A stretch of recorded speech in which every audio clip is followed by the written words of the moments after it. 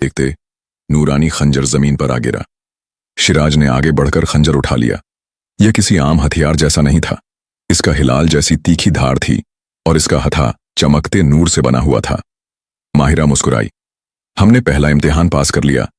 लेकिन जैसे ही उन्होंने राहत की सांस ली, दूर जंगल में एक खतरनाक आवाज गूंजी। कोई था जो छिपकर उन्हें देख रहा था, कोई जो नहीं चाहता था कि वे आगे बढ़ें। शिराज, माहिरा और तैमूर ने अभी अभी पहला इम्तिहान पास किया था। नूरानी खंजर उनके हाथ में था, लेकिन इससे पहले कि वे आगे बढ़ते, जंगल में एक अजीब सी सनसनाहट फैल गई। यह हवा अचानक इतनी ठंडी क्यों हो गई? तैमूर ने घबरा कर कहा। शिराज ने तलवार कसकर थाम ली। हम यहां अकेले नहीं हैं, कोई हमें देख रहा है। अचानक जंगल के घने अंधेरे में से एक परछाई उभरी। यह कोई आम परछाई नहीं थी। यह एक लंबा काला लबादा पहने शख्स था, जिसकी आंखें जलते हुए अंगारों की तरह चमक रही थीं। बहुत दिलचस्प, तुमने पहला इम्तिहान पास कर लिया। उसकी आवाज गहरी और ठंडी थी। माहिरा ने चौंक कर कहा, तुम कौन हो? उसने एक कदम आगे बढ़ाया। मुझे साया कहते हैं। मैं इस जंगल का असली मालिक हूं, और यह नूरानी खंजर, यह अब तुम्हारे पास नहीं रहेगा। साया ने हवा में हाथ घुमाया और अचानक चारों तरफ से स्याह परछाइयां उभर आईं। वे इंसानी शक्ल में थीं, लेकिन उनकी आंखें खाली थीं, मानो उनकी रूहें छीन ली गई हों।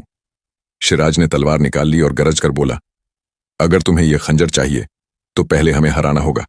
साया हल्के से हंसा। जैसा चाहो शहजादे।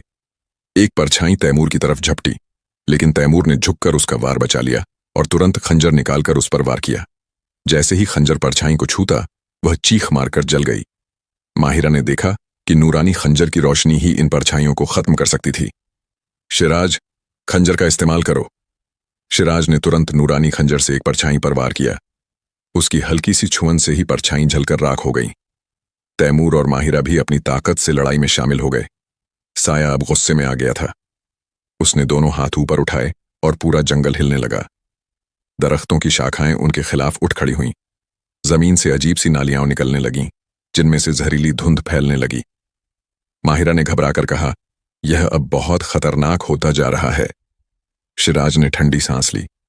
हमें इसका कोई और तोड़ निकालना होगा। लेकिन इससे पहले कि वे कुछ सोच पाते, साया हवा में उड़ते हुए उनके करीब आया और उसने अपना हाथ बढ़ाया। अचानक माहिरा की चीख गूंजी।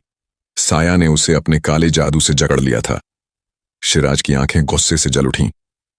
माहिरा को छोड़ दो। साया ने ठंडी हंसी हंसकर कहा, अगर तुम वाकई उसकी परवाह करते हो तो आकर उसे बचा लो, शहजादे। शिराज ने अपनी तलवार और नूरानी खंजर दोनों कसकर पकड़ लिए।